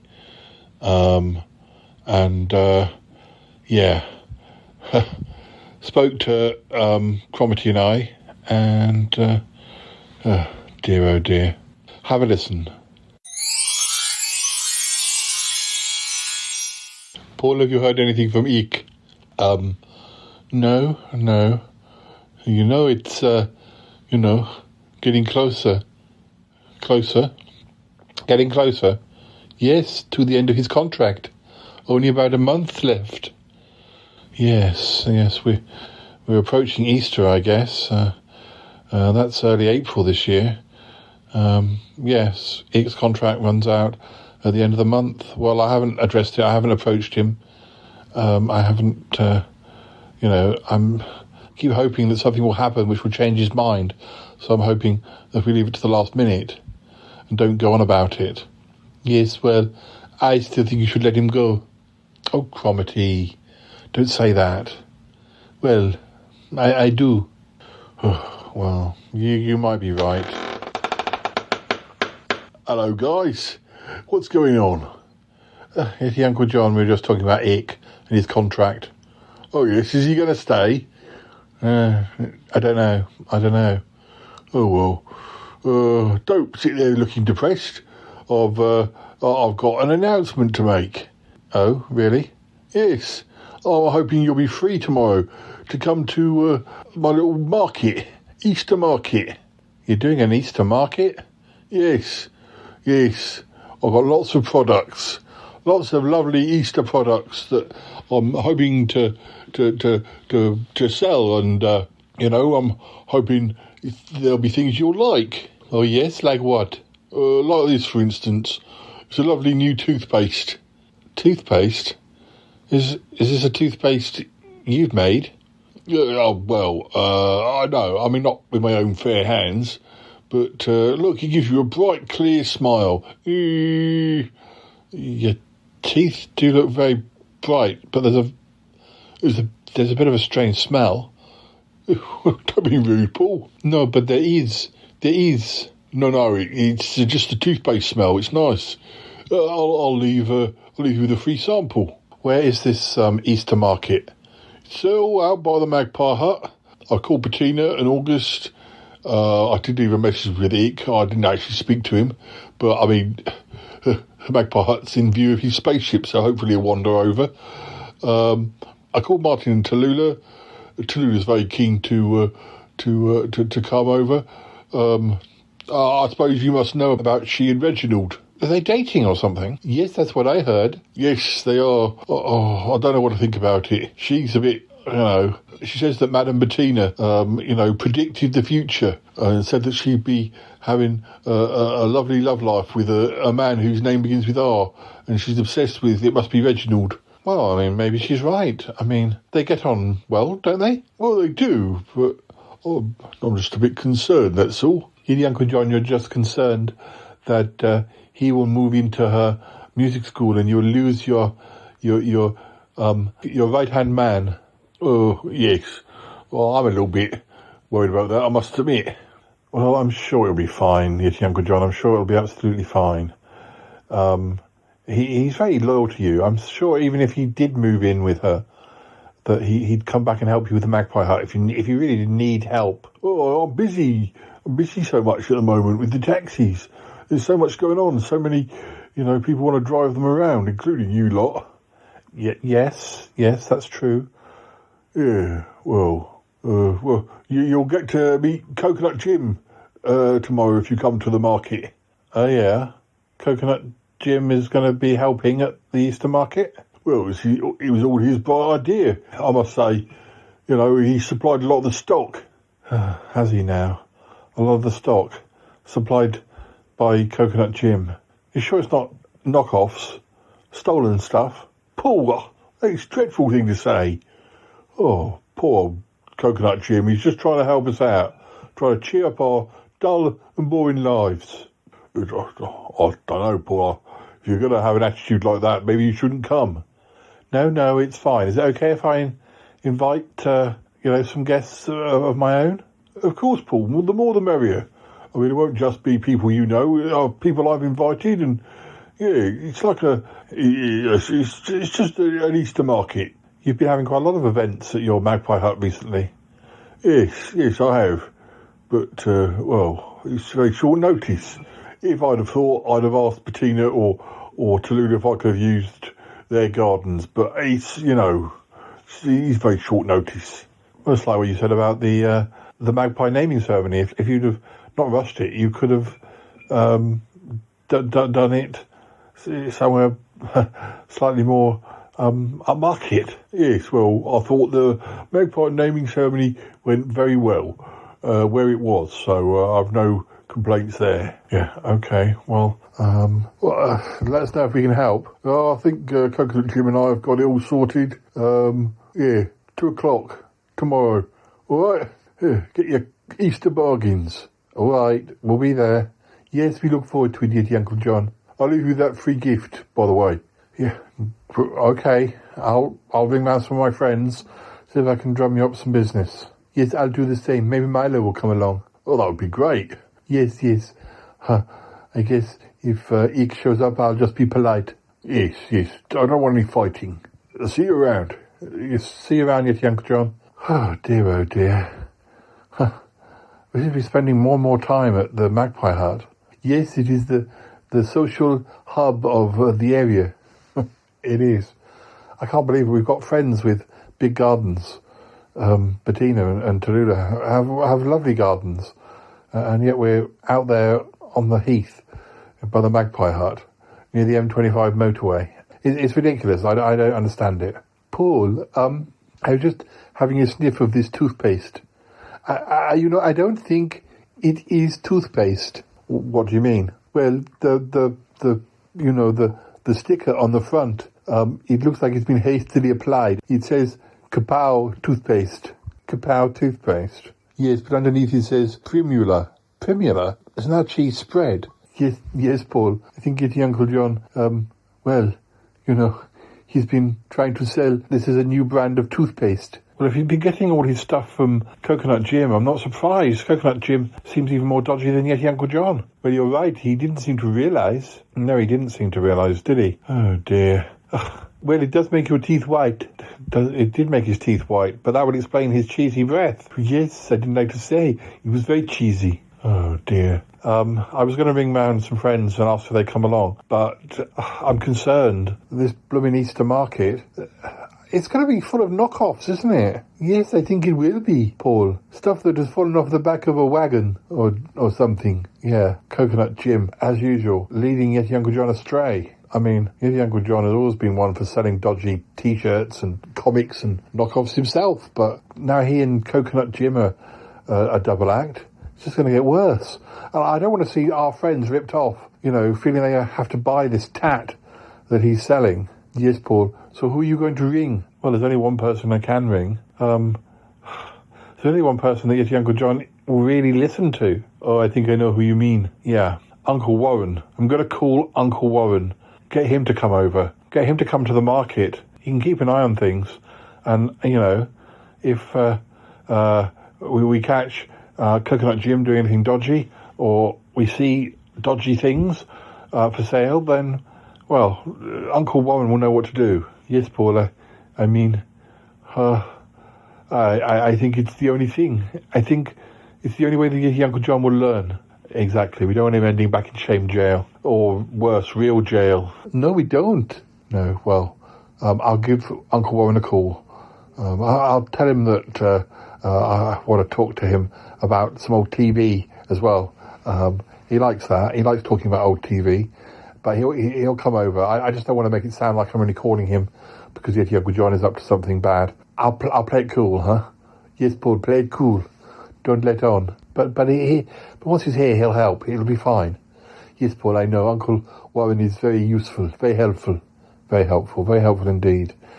Gosh, right, I better go and ring him. Yes, you do that, Paul. Listeners, have a listen to some music or something. And when we come back, it'll be tomorrow, and well, hopefully Warren's free and he'll be here too. Okay, back in a moment or so. Yes.